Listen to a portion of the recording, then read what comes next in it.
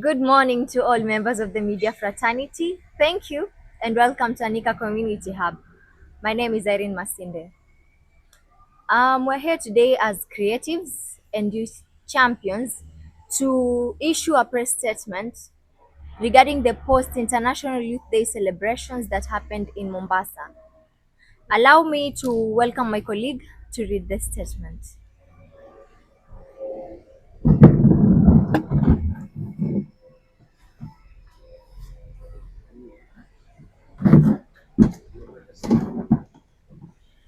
Good morning. I am Abdallah Maingo, a proud creative from Mombasa, and I'm here to read the press statement. So, Manyata Africa, on behalf of the young people, creatives, and community based stakeholders engaged through Anika Community Hub and across Mombasa County, welcomes the successful commemoration of the International Youth Day 2026, which was held on 12th August at Tononoka Social Hall under the global theme Different Contexts, Common Aspirations. The celebration brought together young people, government representatives, civil society organizations, community groups, development partners, creatives, and other stakeholders in a colorful demonstration of the energy, talent, and inspirations of Mombasa's young people. Manyata Africa was honored to participate in the planning and delivery of the celebrations. Our creative arm, Anika Band, contributed to the entertainment program, while Manyata Africa voluntarily mobilized young people to participate. We also witnessed the important contribution of numerous stakeholders who voluntarily stepped forward with resources, services, equipment, mobilization, technical support, and creative talent to help make the event possible. We commend the governor, the county executive committee members, chief officers, and other county officials who participated in the celebrations and engaged with young people. However, celebration must also provide an opportunity for reflection, accountability, and action. As participants in the planning process, we witnessed firsthand the significant role played by stakeholders in supporting the delivery of International Youth Day. The planning matrix reflected contributions and commitments covering entertainment, sound, and power backup, tents, water, branded t-shirts, health services, screens, banners, media support, sign language interpretation, and other logistic requirements. Among the stakeholders identified in the planning process were Manyata Africa, Onyesho Production, YSW, Youth Alive Kenya, SOS, KCB Foundation, Tech Kids Africa, LVCT, the Department of Health, SEA, Nairobi Women's Hospital, Adnan World, AHF, and many others. The mobilization plan also identified 24 organizations and groups with a combined target of 950 young people. Mombasa has a vibrant youth ecosystem that is willing to contribute to public programs. Manyata Africa was among the stakeholders that voluntarily stepped forward, mobilizing young people and contributing creative talent through the finest Anika Band. We therefore sincerely appreciate every organization, volunteer, creative, partner, and individual who contributed time, resources, talent, and goodwill towards the success of International Youth Day. However, this collective effort also raises a fundamental policy question.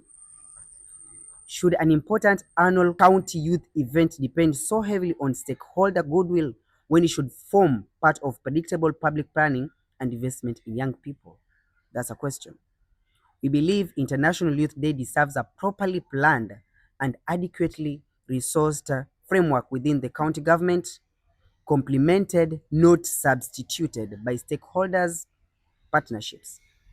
Partnerships should strengthen public investment and not become a substitute for it. International Youth Day also provided an opportunity to reflect on the state of Mombasa's creative economy. We acknowledge the governor's public message on creating an opportunity pipeline for young people and welcome the recognition of the creative sector as an important component of youth empowerment and economic development.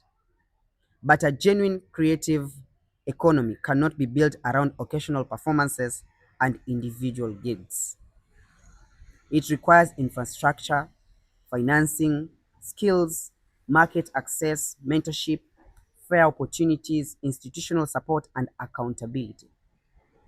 Mombasa's creatives should not only be viewed as entertainers for government functions, they are entrepreneurs, employers, innovators, storytellers, cultural custodians, and economic actors.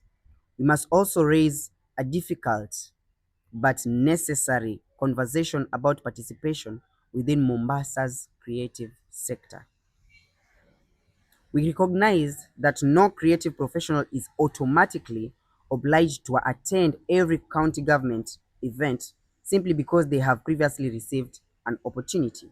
However, we are concerned about the conspicuous absence from International Youth Day of some creatives who have over time been among the visible beneficiaries of opportunities associated with the county government and the Department of Youth, Gender, Sports, and Social Services.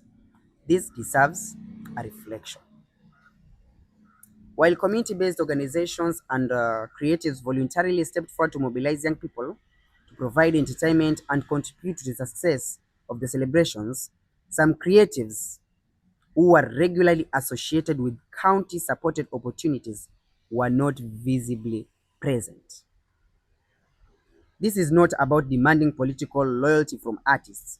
It is about reciprocity, professionalism, sector solidarity, and the credibility of the creative economy agenda. There is an important distinction between receiving a gig and being part of building an industry. If Mombasa wants to build a performance opportunity, they should also be visible when young people need inspiration, mentorship, solidarity, and evidence that a creative career can work. Indeed, the creatives who have been benefited from public support could have been among the strongest living testimonies to the governor's message about opportunities for young people. Their presence could have told hundreds of aspiring creatives that this is possible, I walked this path, received support, built my career, and you can too. That opportunity was largely missed. We therefore ask the county government the following four important questions. The first question: what criteria are used to identify creatives who benefit from county opportunities? The second question: how inclusive and transparent is the creative opportunity pipeline? The third question: are emerging and community-based creatives receiving equitable opportunities? The fourth question: how can established beneficiaries be encouraged to contribute to mentorship and the wider development of the sector?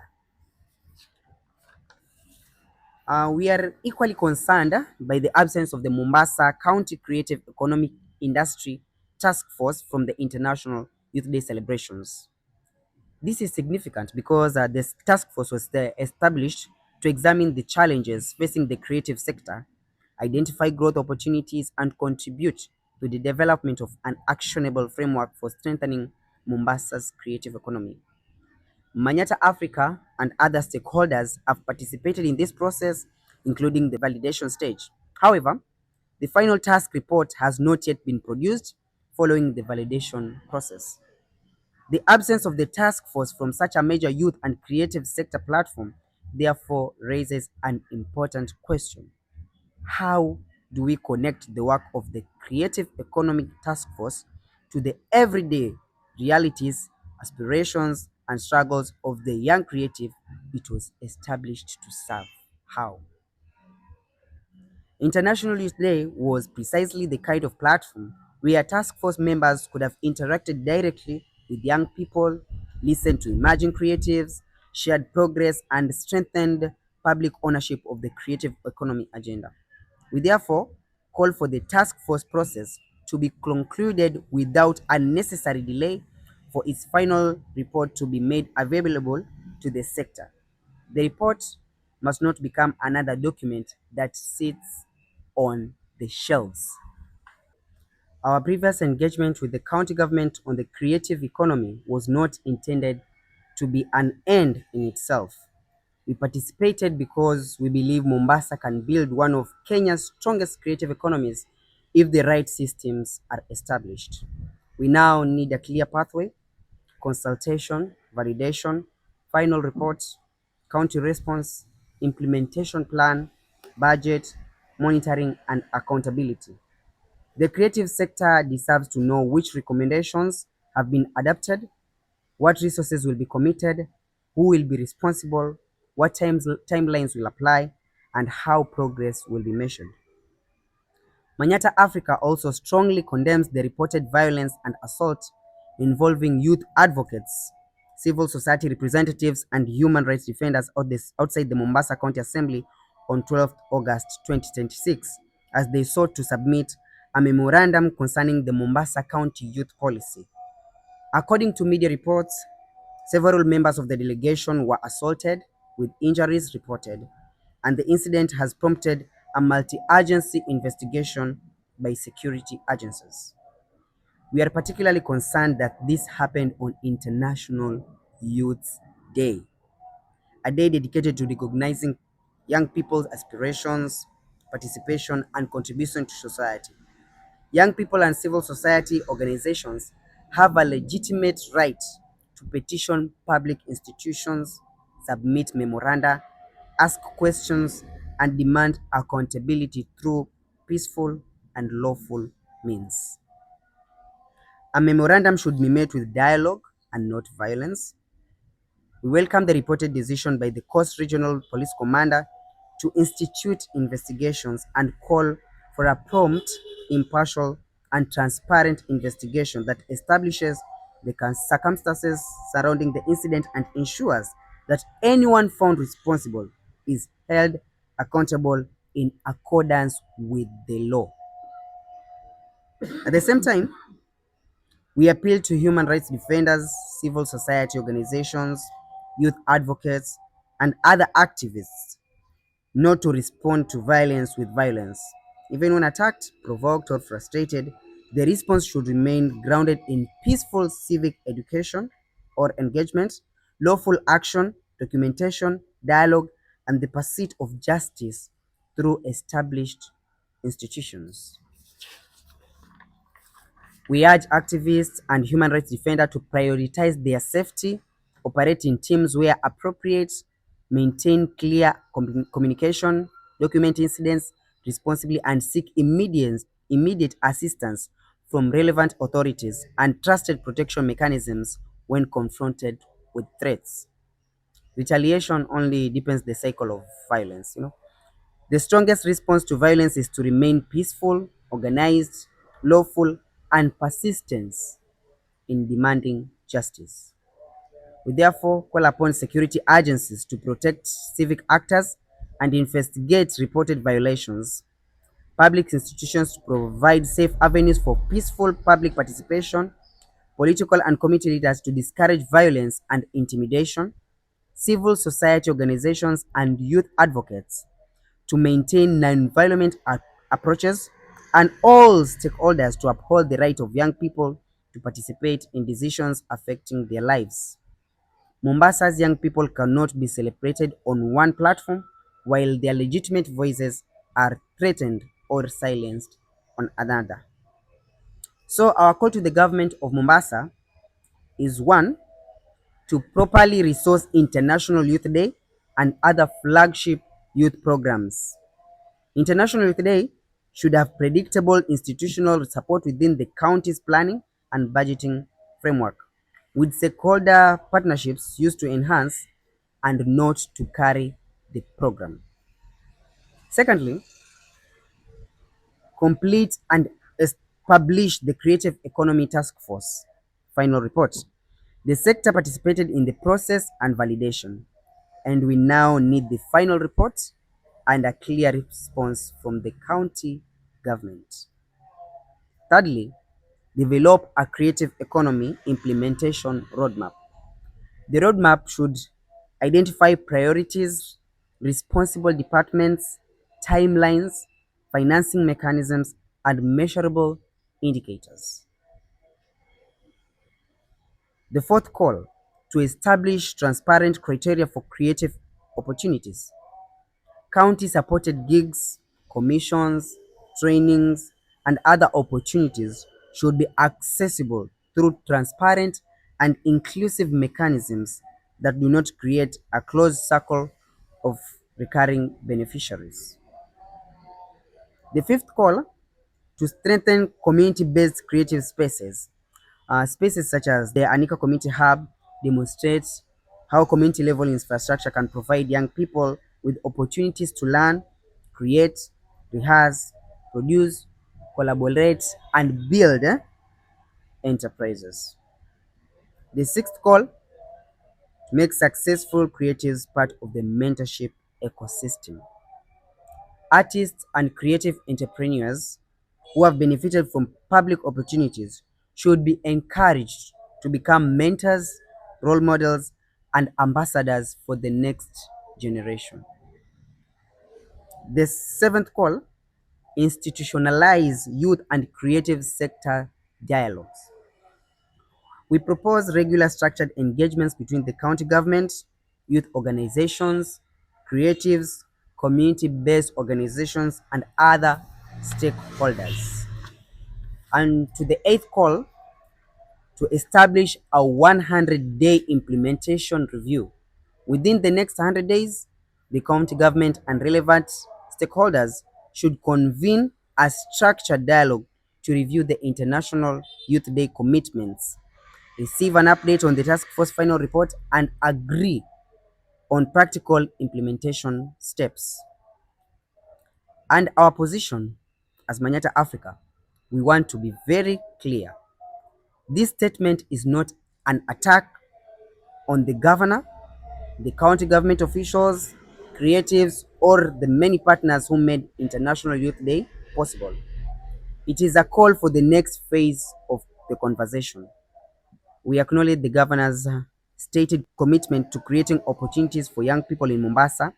We acknowledge the presence and participation of county leadership during the celebrations. We appreciate every organization, company, creative, volunteer, and community group that contributed to making the event successful. And we particularly appreciate the young people who showed up.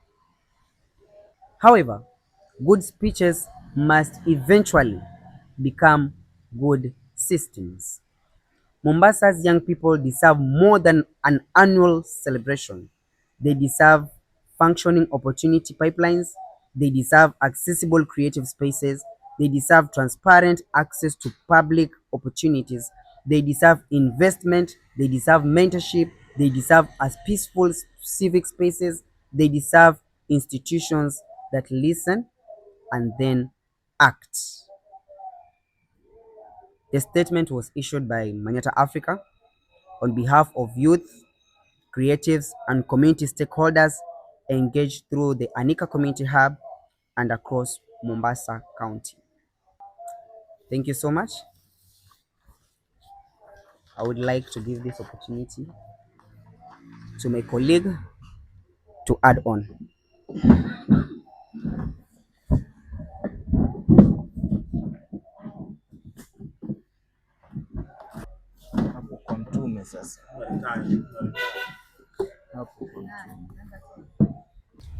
Good morning. Okay, I'm James Ochieng, and we are here as creatives and creatives champions. We have got a question to the county government of Mombasa. Why is always Likoni marginalized when it comes to creatives and creative ideas? Okay, during the Creative Economic Task Force, none of the Likoni creative groups was involved. The question is, does it mean Likoni don't have creative groups or CBOs that can be involved during the data collection and report that was taken by the Economic Task Force? Nishamaliza.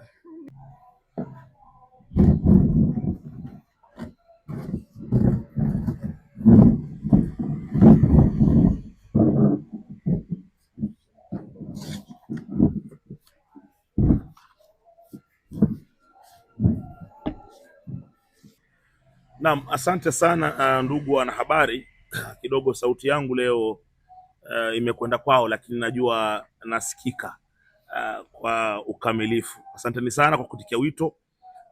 Nikiongezea tu katika lugha ya Kiswahili ya kwamba tuko hapa kama washikadau wanagenzi, na pia vile vile kwa lugha nyingine tunasema ni wawekezaji wa masuala ya sanaa creatives, na chini ya Manyata Africa bila shaka tuko na wasanii katika sehemu huru ya Anika Community Hub, na pia tuko na wasanii wamejijenga uwezo kamilifu ikiwemo Anika Band, tuko na Anika Community Media, na pia vile vile tuko na washikadau ambao wanawekeza zaidi kuhusiana na masuala ya sanaa, ubunifu na ajira. Kwa hivyo kama wenzangu walivyotangulia katika lugha ya Kiingereza ama ung'eng'e, ni kwamba tuko hapa kupeana taarifa rasmi kwa vyombo vya habari kuhusiana na matokeo ya shughuli ya kimataifa ya vijana iliyofanyika katika ukumbi wa Tononoka mjini Mombasa. Kwanza tunatoa shukrani za dhati kwa gatuzi ya Mombasa kiongozwa na gavana Abdulswamad Sharif Nassir na wale maafisa wakuu katika ile idara ama department ya vijana, jinsia na michezo, kwa kuweza kuleta pamoja kama washikadau. Sisi kama shirika la Manyata Africa tuko miongoni mwa washikadau ambao tuliitwa katika masuala msururu wa mpangilio kuweza kutengeneza shughuli ile na pia kuiwezesha ili iweze kufanikiwa. Nafurahi sana na pia vile vile tungependa kusema ya kwamba kutekeleza shughuli ni vyema, lakini pia ni vizuri kutathmini na kuangalia vile shughuli ilivyobuniwa, kutayarishwa mpaka kufika wakati ilipotekelezwa, na kwamba ningependa kutaja kwa ufasaha na kwa uwazi kwamba shughuli hii imewezeshwa kuongozwa na gatuzi ya Mombasa, lakini imeweza kuwezeshwa na wawekezaji tofauti yakiwemo mashirika sio ya serikali na pia vile vile wawekezaji wa kibinafsi. Kwa hivyo imekuwa ni nguvu moja hapa na pale kuungana pamoja ndipo shughuli ikaweza kufana, na ningependa kutambua kwamba asilimia kubwa sana takriban asilimia 90 ya mchango kufanikisha shughuli hii ulitoka katika makundi ya kibinafsi na mashirika sio ya serikali, na changizo ya gatuzi ya Mombasa ilikuwa takriban asilimia 10 ama 15. Kwa hivyo ni jambo ambalo tunaona kama shirika siku hii ya kimataifa ya vijana, tunaona kwamba katika takwimu za kitaifa ni kwamba vijana wanatengeneza takriban asilimia 75, kumaanisha kwamba vijana wana nguvu, wana uwezo, wana ari. Ukiangalia katiba kitengo cha 55 kinaeleza kwamba ni sharuti ama ni sawa na ni haki kwa serikali kuhakikisha kwamba vijana wanawekewa nafasi za kujisimamia, wawekewe nafasi za ajira, waweze kulindwa, na mojawapo ya njia ni kwa sababu tuletwa ugatuzi. Kwa hivyo kama shirika tuliona kwamba licha kwamba shughuli hii ilikuwa ya kufana, ilikuwa ni vyema sana iwapo gatuzi ya Mombasa ingekuwa imewekeza fedha za kutosha, na sisi wengine mashirika na washikadau wengine hiyo ni kuungaunga tu kidogo ili kuweza kusindikiza, kwa sababu kazi yetu sisi ni ku complement the work done by the government, the county government. So sisi tuwe tunaekeza zaidi kushinda serikali. Kwa hivyo serikali iko na hela ya walipa ushuru ambao vijana wanatengeneza asilimia kubwa. Kwa hivyo ni jambo ambalo tunalipigia sana mbiu kuhakikisha kwamba tuweze kuelewa ni kwa nini gatuzi ya Mombasa haijawekeza kikamilifu katika shughuli hii. Lakini tunaona kwamba kuna shughuli zingine ambazo zinafanyika hapa na pale, huwa gatuzi ya Mombasa imeweka hela kikamilifu. Je, tatizo ni kwamba hakuna hela? Tatizo ni kwamba priority ya vijana basi imebezwa, imewekwa pembeni. Kwa hivyo niliona kwamba pale machief officer pale na maafisa wale wa department ya youth and sports kidogo walikuwa wanapata wakati mgumu sana kuhakikisha kwamba shughuli hii itakuwa ni ya kufanya. Wengi walikuwa pale wamejitolea. Pia pili, tungependa kuongea kwa ufasaha. Tumekuwa na tukifuatilia sana masuala ya creatives katika gatuzi ya Mombasa. Naona kwamba kuna wasanii ambao ni wasanii wamefanya kazi kwa karibu sana na afisi ya gavana, wasanii ambao tunasema kwamba wamefaidika pakubwa na miradi na gigs na matamasha ya gatuzi ya Mombasa, ambao kama sisi shirika tulipaswa na tulitarajia, tulitamani sana kwamba katika shughuli kama hii ambayo inawahusu hata, kwa sababu wengi wao ni vijana wa katika bracket ya vijana miaka 18 mpaka 35, wangepaswa kuwa katika shughuli ile. Kwanza kwamba ni vijana, pili kwamba ni wasanii, na kuja kwa upale ingekuwa ni kielelezo kuja kusaidia wasanii wengine ambao wako chini wangependa kuonekana, basi wao wangekuja pale kama kuwa kama mentors kwa wale wasanii. Lakini wasanii wote na wasanii wote ambao tumewaona akiwa karibu na ofisi ya gavana, akiwa karibu akisaidika na ofisi ya gavana katika shughuli ile, sherehe ile, ambaye gavana mwenyewe alikuwa mmojawapo wa wageni mashuhuri, hawakuwa hawa wasanii. Je, walihepa hii shughuli kwa kupenda ama walihepa hii shughuli kwa sababu gani? Na pia vile vile upande mwingine kuna wengine pia wamekuwa hasa ni wafanyikazi katika serikali ya gatuzi, wameajiriwa katika department hii ya vijana, jinsia na michezo, lakini bado tuliona kwamba mabosi wao walikuwa pale. Lakini wao vijana ambao waliandikwa kazi na ajira kupitia uwezo wao mkubwa, kwa sababu kama sanaa ni ajira, uwezo wao mkubwa katika sanaa, ndipo wakapata fursa kuajiriwa. Lakini shughuli kama hii ambayo serikali ya gatuzi ni mshikadau mkubwa sana, wao hawakuwepo. Kwa hivyo tungelitamani sana kujua ni kwa nini, na tungeomba kwamba ofisi hiyo ya county government waweze ku account these processes. Tunajua kwamba kila mtu ana uhuru, mfanyikazi ana uhuru wa kwenda katika shughuli ambayo imealikwa na washikadau, lakini tunaona kwamba ni vyema sana kama wangejitokeza. Na pia vile vile katika masuala mengi gavana alizungumzia pale kwamba gatuzi ya Mombasa, yeye akiwa gavana, amewekeza kwa vijana, amewasaidia, na wengi alitaja ni kwamba amewekeza katika creatives. Na hawa ambao tunawataja hapa ni watu ambao gavana amewawekezea, ambao walipaswa kuja pale kuwa kama the real example, wajiongelee wenyewe, vijana wengine wapate kuwasikia, lakini ilikuwa ni kama ni historia ya kuelezewa na watu wengine tofauti. Pia tatu, tunaangazia swala zima la shughuli hii ilifanyika jana tarehe 12 siku ya juzi, lakini kulikuja habari za kutamausha kwamba vijana wana njia tofauti za kuengage katika masuala yao. Kuna wale wanachagua kuengage na kuzungumza, kuna wale wana take advantage ama wanatumia katiba kitengo cha 67 kufanya maandamano. Kuna vijana wakiwemo mashirika ya serikali ambao ni wenzetu, wakiwa ni wakereketo haki za kibinadamu, walichukua fursa kwenda kupeleka petition katika nyumba ya sheria ama county assembly ya Mombasa, lakini badala yake waliweza kukumbana na mahadui, nasema hooligans, vijana ambao waleta rapsha pale. Tunaona kwamba ilikuwa ni picha mbaya sana, taswira mbaya sana, hususan kutekeleza masuala kama haya. Siku ya vijana, siku ya kimataifa vijana, ni siku ambao tunapaswa sisi kufanya utathmini, kuangalia tunakwenda wapi kuelekea mbele, kupata kwamba vijana ambao wanataka kutekeleza haki zao za kikatiba wanakaribishwa na kupokelewa na vita vurugu, ambao wengine waliumia. Sisi kama shirika tunalaani vikali sana vitendo hichi.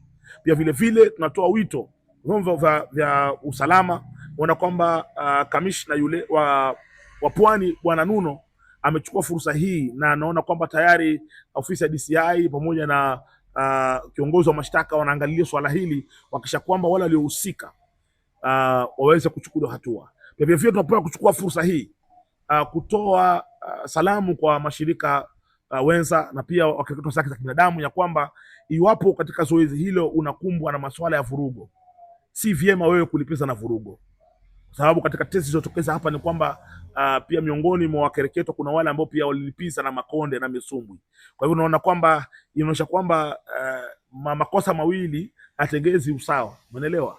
Ikiwa tulivamiwa, basi ilikuwa tuna fursa ya kuweza kuretreat na kuzuia, ili tuweze kuleta mtafaruku zaidi. Lakini unaona kwamba anasemekana kuna wengine pia waliingia katika vurugu mechi na kuweza kupigana, kwa hivyo inakuwa makosa ya kokote kote. Kwa hivyo tunaomba vyombo vya usalama waweze kutathmini, kuangalia, na iwapo itawezekana pia wengine waweze kuombana msamaha hadharani, sababu ni jambo ambalo linafaa lichukue responsibility, watu waweze kuishi kwa amani. Tunaelekea katika msimu wa uchaguzi, na masuala kama haya yakianza kujitokeza, hatupendi kwamba yaendelee, yasitishwe kwa haraka iwezekanavyo, ili tuweze kuwa na Mombasa ambayo ni amani na maendeleo.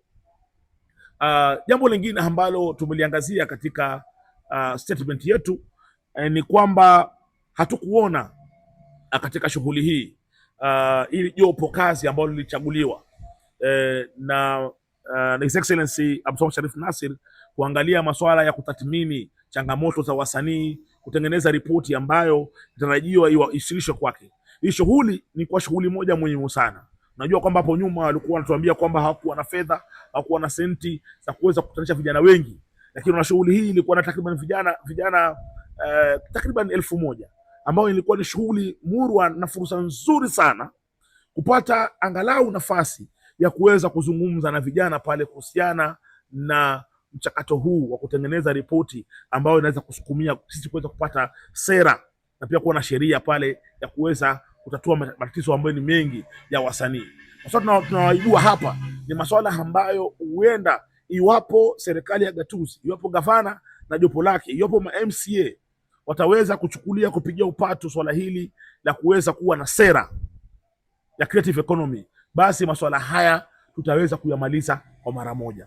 Mwisho kabisa, ikimalizia ni kwamba kumekuwa na malalamiko katika Mombasa nzima, kila sehemu, kila gatuzi ndogo, Likoni, Changamwe, Kisauni, Mvita, vijana wanalalamika, wasanii wanalalamika, wanakuja kwetu kulalamika, jamani, watu wana matamasha yanafanyika kila mahali, matamasha yanakuwa kila siku, lakini hatupati fursa. Watu ni wale wale. Kwa nini watu ni wale wale? Umeelewa? Kwa hivyo ni jambo ambalo sisi tunaona kwamba ni vyema tuweze kuliaddress, kwa sababu hii ni fursa ya kuleta mabadiliko katika gatuzi ya Mombasa.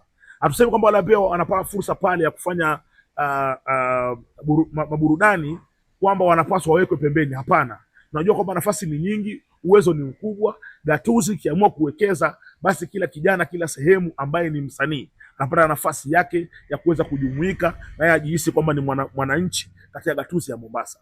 Kwa hivyo tunawaeleza wale walio katika vitengo vile waweze kuangalia, kuwe na masuala ya fairness. Ni vipi vijana tuweza kujumuishwa, tutakuwa na inclusivity, vipi walemavu wataonekana pia wakifanya masuala haya ya burudani. Na ukweli ni kwamba burudani pekee ama matamasha ya mwisho wa mwaka pekee, mwaka mmoja, si suluhu la kudumu. Tunataka kuona serikali gatuzi ya Mombasa inawekeza katika kujenga miundo msingi, miundo mbinu ya kuweka sehemu za kusaidia wasanii waweze kujibeba, kujenua. Sehemu kama ni community hub, sehemu kama Little Theatre, ni sehemu ambazo zinapaswa ziwe nyingi, sehemu ambazo zinapaswa zikuwe devolved, zipatikane mashinani kila sehemu. Likoni kuwe na sehemu yao vijana ambayo iko funded na serikali 100%, ili vijana wawe na uhuru wa kufikia sehemu hizi kuweza kujisaidia. Sisi hapa ni mfano mdogo sana. Hii yetu si ya serikali, ni sehemu ndogo sana. Na community hub vijana wanajibana bana, lakini unaona kwamba imeweza kuzaa matunda. Imeweza kuzaa bendi ambayo ikipewa fursa, na hakika ni bendi kali sana katika ukanda wa Pwani. Hakuna bendi ambayo inaweza kupita. Kwa hivyo sisi kwamba bendi zenyewe ni mbaya ama haziwezi, ni kwamba tumeweza kuzalisha wasanii ambao licha kwamba wanaimba kwa mseto wakiwa pamoja, pia ni wasanii ambao wanatajika, wametoka katika sehemu za nje na wanawika katikana na uwezo wao. Na pia vile vile ni kwamba tunapatia nafasi wasanii waweze kuimba na live band. Hii ni changamoto kubwa. Ningependa kuambia county government of Mombasa, yote atakuwa kusaidia wasanii, wataka kusaidia wasanii wa Mombasa waweze kucompete against Nairobi, wa compete against Tanzania. Tuache kwa wasanii wa Tanzania, lazima wasanii wetu wapate fursa kujitayarisha. Nasema kwamba wasanii wetu bado hawajatayarishwa, kwa sababu ni 2% tu ya wasanii Mombasani wanaotajika ambao wana uwezo wa kuimba show na live band. Kwa hivyo hii ni changamoto kubwa tunawapatia. Kwa hivyo nafikiri inapaswa kuanza kuwa mchujo. Msanii kupewa fursa kuperform, lazima afanye mazoezi, aweze kuimba live band, atengeza burudani. Na hivyo tutakuwa tunaweka nafasi ya kuzalisha nafasi za ajira kwa wengi.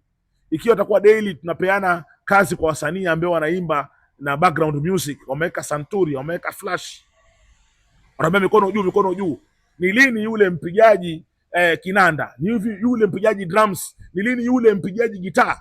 Lini mpigaji saxophone atapata nafasi ya kuja kujumuika katika masuala ya maendeleo? Hii ni changamoto kubwa sana tulionapo Mombasa. Kwa hivyo sisi hatuko hapa kuattack governor, hatuko hapa kuattack maafisa, hatuko hapa kuattack wasanii ambao katika nafasi za mbele. Tuko hapa kuwaeleza nafasi ya kuweza kuleta mabadiliko katika gatuzi ya Mombasa. Tunaweza iwapo tutaweza kupeana nafasi ya kukaa chini na kuzungumza, kuelezana. La sivyo tutazidi kila siku kulaumu kwa nini tunalitoa wasanii wa Tanzania. Juzi kulikuwa na tamasha linafanyika hapa na Lulu Hassan, nimeona 2% ni ya Wakenya, 98% ni wa Tanzania. Usiku mmoja wasanii tungu zote kwa Tanzania wamelipiwa ndege, wamelipiwa mahali pa kulala, wamelipiwa. Hatuwezi kumlaumu Lulu Hassan, kwa sababu Lulu Hassan anataka kupata mvuto, apate darubini, apate kusaidia wakina mama wasonge mbele. Na mfano Kenya ni kama hakuna, kwa sababu hatuna miundo msingi. Tanzania wako mbele, wasanii wote waliokuja kutoka Tanzania wanaweza kuimba na live band, lakini wetu hawawezi. Umeelewa? Ndio maana wetu walipiga show, lakini pia walipiga show wakiwa na santuri, wamewekwa CD. Are we building our artists? Changamoto kubwa. Kwa hivyo ni lazima mjadala usonge, mjadala lazima ufanyike, ili mradi tuweze kupata mabadiliko katika gatuzi ya Mombasa. Kisha tukifunga, tunatakia vijana wote waliojumuika katika shughuli International Youth Day kwamba walifanya jambo la busara sana. Kwa mara ya kwanza pata vijana takriban 1000 walikaa na wakatulia mwanzo wa shughuli mpaka ikakamilika. Si rahisi. Ni kwamba vijana wana hamu, wana hari, wana uwezo. Vijana hawakulipwa na mtu, walikuwa wamejitolea kuja katika shughuli ile. Kwa hivyo ni jambo la kuonyesha kwamba vijana wana hari, wana uwezo. Serikali, chukueni hatua, fanyeni investment yenu. Sisi kama mashirika tunashika mkono, tusongeze hatua, tuende mbele. Kwa machache, ndugu zanguni, tunasema asanteni sana. Mwenyezi Mungu awabariki. Asanteni na muwe na Ijumaa njema yenye maendeleo. Shukran.